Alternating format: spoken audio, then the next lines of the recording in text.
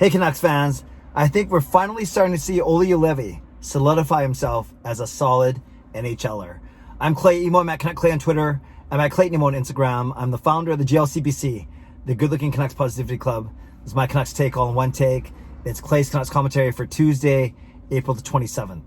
This is where you get Canucks insight that's positive and timely. I want to give a shout out to my Hall of Fame members, Jens95, simalexander, Just Incredible, nucksfan number 29, Lucas Gates, Chris Seifried, and Adam Broomfield. Thanks for your support as always, and thanks to the support of members of all levels. You are listed in my video description, and I appreciate you for your support. If you want to become a member of this CCC crew, of this channel, simply press the join button underneath this or any of my videos, or in the memberships tab on my YouTube channel. Shout out to everyone who joined me for one or both of my live streams last night. I did my post-game live stream at 7:15, and then Canucks After Dark with Parker at 10 p.m. Both of them went really well. Didn't have a lot to talk about in terms of excitement with the Canucks game. You can see my post-game vlog if you want to recap those. But overall, it's still nice to engage with the community. Like I said, either both on my stream or on Canucks After Dark with Parker.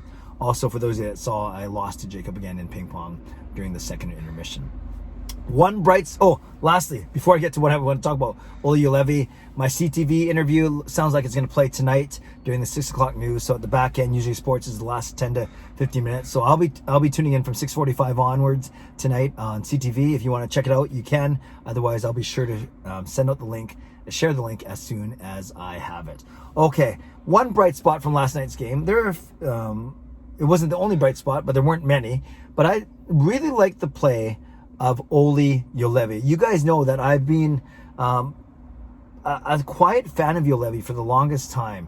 And yes, I know that in 2016, there are some pretty high expectations for him, considering how high he was picked, 5th overall, behind guys like Matthews and Laine and Dubois and Puyarvi. I get that. I also know the guys who were picked right after him in Matthew Tkachuk and others like that. So I get where there's been some impatience, some kind of skepticism as to how well Juolevi's going to pan out as a pro. But I also always would preach patience, say, it takes a long time for a defenseman to develop sometimes. And now that Juolevi is playing at least a regular shift, he's played 19 games this season. He played a lot at the start of the season. Then when the Canucks were completely healthy on the back end, i.e. with Jordy Ben, he didn't play for a long time. And then he's gotten in the past few games as well, including scoring a goal last night. I'm telling you guys, I like Juolevi's game. I like a lot of things about him, and I would not be surprised. I've said this many times on my streams. I would not be surprised, and in fact, I expect him to top out as a second pairing defenseman. Now, you might think, well, you pick him so high at 5th overall, wouldn't you want him to be a top pairing? Yeah, yes and no. Those guys are quite rare, as you guys know, and you could argue that we have a top pairing caliber guys in Hughes and say Nate Schmidt, maybe a 2-3 guy. But I think Juolevi can be a solid second pairing guy on the left side for years to come. What I like about his game, he's smart. He is very smart, and not only the way he explains the way he explains things in the post-game, media availability, but whenever he has a chance to shoot the puck, you notice that he doesn't rush it. He doesn't just slam it as hard as he can into an opposing player. He works really hard to find shooting lanes. And yes, it's not like he scores every time he shoots. He's got 22 shots. He's got 2 goals. But he's got 2 goals, and both of them were very similar from the left point. And they're not the hardest shots, but they are smart shots. And he even talked about it in the media availability last night. He says he tries to make sure that his shot gets through, that he at least beats the first guy. Because one thing that we worry about with Juolevi is his lack of foot speed. So the worst thing that could happen to Juolevi is he takes a shot, it gets blocked, and then now it's a breakaway going the other way, or an odd man rush, and Juolevi's trying his best to skate back to track down guys. We know that foot speed is not one of his strengths. So to counteract that, he makes sure that his shot gets through and it gets to the net. And we saw that last night in his goal. I think it was Harlock who's providing a really good screen. But regardless, Juolevi has the ability to avoid his shot getting blocked and to make sure that shot gets through to the net. Whether it's a goal like last night, whether it forces the goalie to make a save and maybe a rebound, or maybe a player can do a deflection or a tip in. Juolevi from the left side reminds me of Hamonic from the right side with respect to that. Is Hamonic's got a heavier shot, But I think both of them do a really good job of getting their shot to the net. Dare I say better than, say, Alex Edler when it comes to that category. Dare I say even better than Tyler Myers and sometimes even Quinn Hughes at getting a shot on net. Hughes is wonderful with his dynamic skating, of course, creating lanes and creating seams. But I think Juolevi does enough where he can get his pucks to the net, and we saw that it goes in. I think he's a smart player too in his own end. He rarely get caught out of position. He rarely makes a poor pass, actually. In fact, I think he's got one of the best first passes out of the zone, where Quinn Hughes and Nate Schmidt, they'd prefer to skate it out of their zone, which is fine. We need guys like that.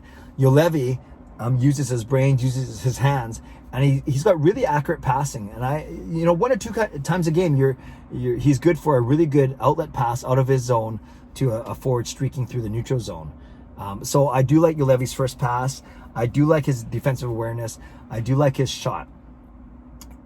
Of course, one of the weakest things is his foot speed or lack thereof. So he has to play smart positionally. He has to make sure he's not caught reaching, and he has to make sure that he's not turning the puck over and being forced to race back. And those are things that I haven't seen a lot of, actually, admittedly, this season. And as he continues to get more experience and more confidence, I think, those things are going to be less of a worry to me. So I've said this. I wouldn't mind seeing a left side set up for defense of Quinn Hughes, Olli Juolevi, and then Jack Rathbone next season. Now, you might say, whoa, that sounds really weak. That's very inexperienced. That sounds like we could be a lot of trouble. Yeah, it could be, for sure, given that Rathbone hasn't played NHL games yet.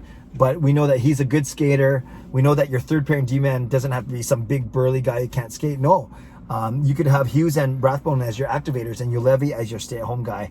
Of course, it has a lot to do with who you're partnered up with as well. So, all to say, I'm excited for Olli Juolevi. I'm way more excited for Juolevi than Nikita Trampkin. And I'm not a Trampkin hater. You guys might think so. No, I just think that Juolevi is going to provide more value, both short-term and, more importantly, long-term from a development perspective. So, tell me what you think about Juolevi. You can tell that I like him. That I think finally 5 years after he was drafted, we're starting to see potential of what he can become. And yet at the same time, it's not like he gets blinded. It's not like he's a deer in the headlights when he plays. I think he's got a quiet confidence to his game that's only going to improve as he gets more experience. So Canucks fans, let me know if you agree with me on my take. Agree with my take on Olli Juolevi, or if you think I'm completely out to lunch or being too positive or too idealistic. I like him. I think he can be a solid contributor for many years to come. But I'd love to know your opinion on Olli Juolevi. So leave a comment below. I'll read, react, and reply as best as I can. Subscribe if you'd like to. Like this video if you'd like to. Become a member of this channel if you'd like to. And check out my interview on CTV at 6:45 tonight if you'd like to. Stay safe, stay healthy, take care of yourselves, and take care of each other. Have a great day. God bless, and go Canucks go.